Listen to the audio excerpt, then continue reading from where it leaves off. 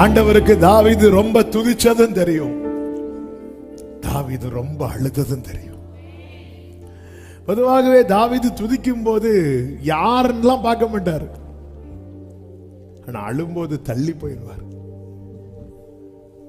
நமக்கு தெரிந்தது சங்கீதக்காரன் தாவீது, கர்த்தருக்கு தெரிந்தது சங்கீதக்காரன் தாவீது மட்டுமல்ல, பெருமூச்சு விட்டு அழுகிற. அதனாலதான் யெரொபெயாம், சாலமோன் இவங்களெல்லாம் நினைச்சு அவங்க கையிலிருந்து வாங்கும் போது கூட அவர் சொல்றார், இப்ப நான் சிரமப்படுத்துறேன், என்னாலும் அப்படிங்கிறார். அப்போ சில தண்டனை, சில பிரச்சனை என் வாழ்க்கையில வந்தது உண்மைதான், ஆனால் அது நிலை கிடையாது. என்னோடு அவர் செய்த உடன்படிக்கை நம்புறவங்க மட்டும் நல்ல கைகளை தட்டி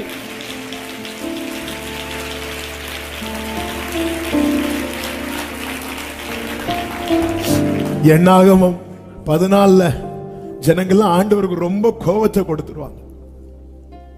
அதனால கர்த்தர் சொல்லுகிறார் 34வது வசனத்துல, நீங்கள் தேசத்தை சுற்றி பார்த்த 40 நாள் இலக்கத்தின்படியே ஒவ்வொரு நாள் ஒவ்வொரு வருஷமாகவும் நீங்கள் 40 வருஷம் உங்கள் அக்கிரமங்களை சுமந்து என் உடன்படிக்கைக்கு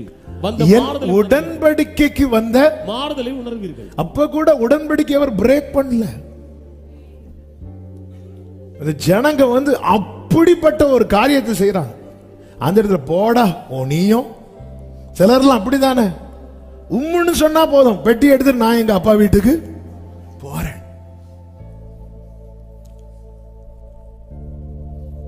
ஆமே இல்ல, அப்ப கூட ஆண்டவர் என்ன செய்யறாருன்னா 40 நாள்ல கிடைக்க வேண்டியது, செய்ய வேண்டியதை கொஞ்சம் தள்ளி வைக்கிறார். இப்ப செய்யலான்னு பார்த்தேன், கொஞ்சம் தள்ளி போட்டோம். அவர் சில காரியங்களை எனக்கு கொஞ்சம் தள்ளி வைக்கிறார். என்னால ஆமே, சில காரியங்கள் கிடைக்காததும் கையில வராததும் போச்சுன்னு நினைச்சு இதை கேட்டுக்கொண்டிருக்கிறவர்களுக்கு இயேசுவின் நாமத்துல உடன்படிக்கை இருக்கா? சில காரியங்களை தள்ளி வைக்கிறாரே தவிர தடை பண்ணவில்லை. நீ அந்த உடன்படிக்கைக்குள்ள வா, ஹல்லேலூயா. ஆமே, சில காரியங்கள் தள்ளி போகுது. உடன்படிக்கைக்கு ஒரு சின்ன மாறுதல் வருதே தவிர, சின்ன மாறுதல் இல்ல இது. அந்த மாறுதலுக்கு காரணம் யாரு? நாம தான். ஆமே, அவரோடு பயணிக்க விரும்பாம நம்ம இஷ்டத்துக்கு போற, அதனால தள்ளி போகுது. அவரோடு பயணிக்க இவர்களுக்கு மனம் இல்லாமல். என்னாகமும் அதே 14வது அதிகாரத்தில் நீங்கள் பார்த்தீர்களே. Thank you holy spirit. 44வது வசனத்தை வாசிங்க. ஆனாலும் அவர்கள் மலையின் உச்சியில் ஏற துணிந்தார்கள், கர்த்தருடைய உடன்படிக்கையின் பெட்டியும் மோசேயும் பாளையத்தை விட்டு போகவில்லை. அப்ப ஆண்டவர் இல்லாம பயணிக்கிறாங்க, ஆண்டவருடைய ஆலோசனை இல்லாம பயணிக்க. இதனால உடன்படிக்கையில மாறுதல் வருது. 2023 செய்வேன் என்று சொல்ல காரியத்துல மாறுதல் வருது. ஆனா செய்யவே மாட்டேன்ங்கிற மாறுதல் அல்ல, தள்ளி போகுது. சில காரியங்கள் தள்ளி போகிறது.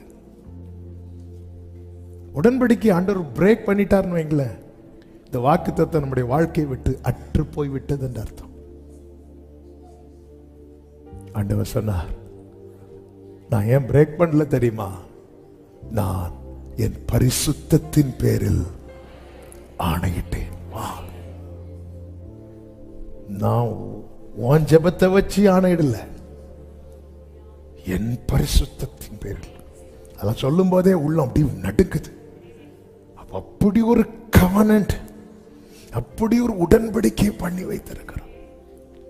என் வாழ்க்கையில நான் பெருமூச்சு விடும்போது நான் செய்ததை அல்ல, தாம் செய்ததை. ஹalleluya. இரண்டாவது என்ன செய்கிறார் தெரியுமா? புலம்பல் 3:56 57 வசனங்களை ஒரு விசை கூட வாசிக்கலாம். என் சத்தத்தை கேட்டீர், என் பெருமூச்சுக்கும் என் கூப்பிடுதலுக்கும் உமது செவியை அடைத்துக் கொள்ளாதேயும் என்று சொல்லிவிட்டு அடுத்த வார்த்தை, நான் உம்மை நோக்கி கூப்பிட்ட நாளிலே நீர் அணுகி பயப்படாதே என்று. நீர் அணுகி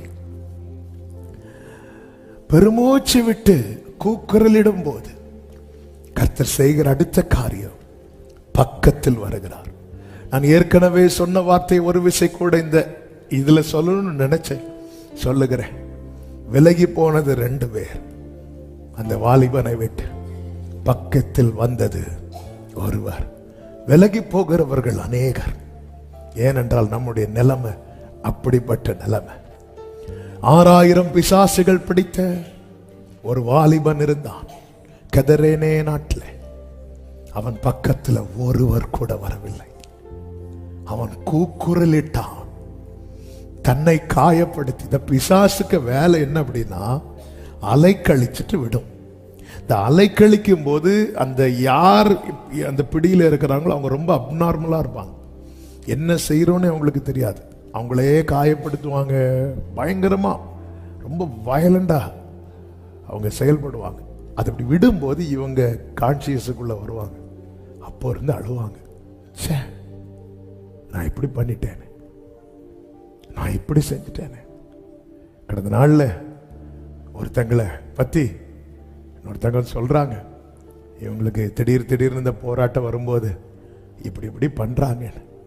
நான் அந்த சொன்ன ஆளுக்கு முகத்தை பார்த்தேன், அவங்களுக்கு கண்ணீர் தாங்க முடியல, அழுறாங்க. இந்த வாலிபனுக்கு 1-2 பிசாசு இல்லை, 6000 பிசாசு.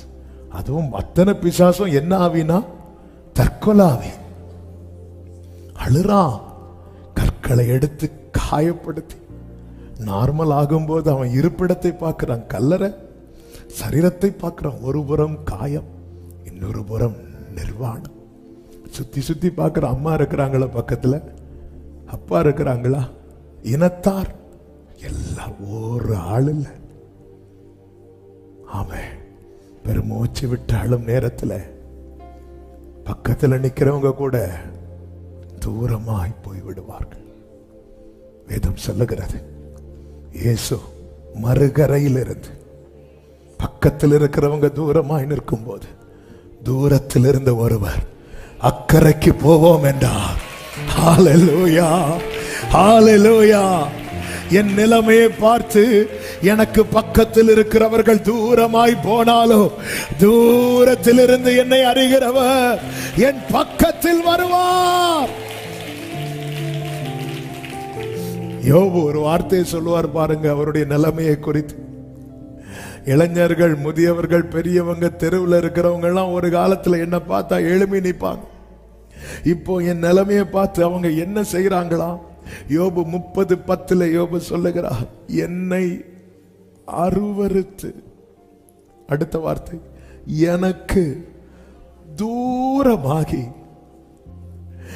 என் முகத்துக்கு முன்பாக துப்ப.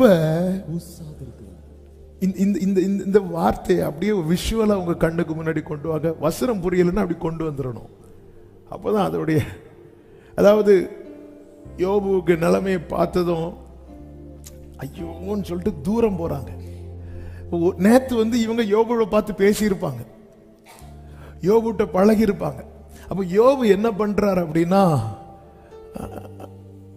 இவங்க யோபுவை பார்த்து அருவருத்து தான் தூரம் போனதுன்னு தெரியாம யோபு அவங்கள பார்த்து இப்படி கை காட்டி அவங்க கிட்ட போறதுக்கு ஒரு ஸ்டெப் எடுத்து வைக்கும் போது யோபு தங்க கிட்ட வரக்கூடாது என்பதற்காக அவன் முகத்துக்கு முன்பதாகவே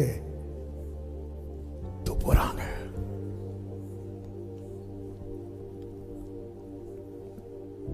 ஆமென். அதே யோபு சொல்லுகிறார், நான் போகும் வழியை அவர் அறிவார், அவருக்கு தெரியும், அவருக்கு தெரியும். ஆமென். பெருமூச்சு விட்டு அழும்போது ஆண்டவர் பக்கத்தில், என் பக்கத்தில். Thank you holy spirit. இந்த நாளிலே பக்கத்தில் இருக்க வேண்டிய அநேகர் தூரமாய் விலகினதை குறித்து, எனக்கு யாரும் இல்லை என்ற வேதனையோடு இதை கேட்டுக்கொண்டிருக்கிறீர்கள் என்றால் அணுகி, ஏதும் இல்லை என்ற கவலை இல்லை, துணையாளர் என்னை விட்டு விலகவில்லை, சொன்னதை செய்திடும், நம்புவேன் நம்பு ஓரலமோ சரே.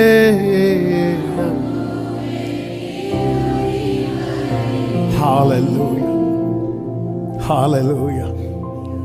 என் ஓட்டத்தில்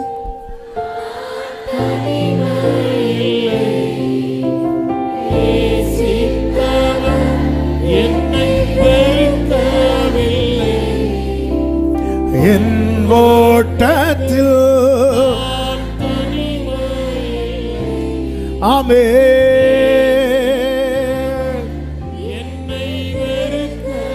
வலது கையை உயர்த்தி சொல்லுங்க, தகப்பன் என் நிலைமையை பார்த்து என் முகத்துக்கு முன்பாய் துப்புகிறவர் அல்ல, தம்மை எனக்கு வெளிப்படுத்துகிறார்.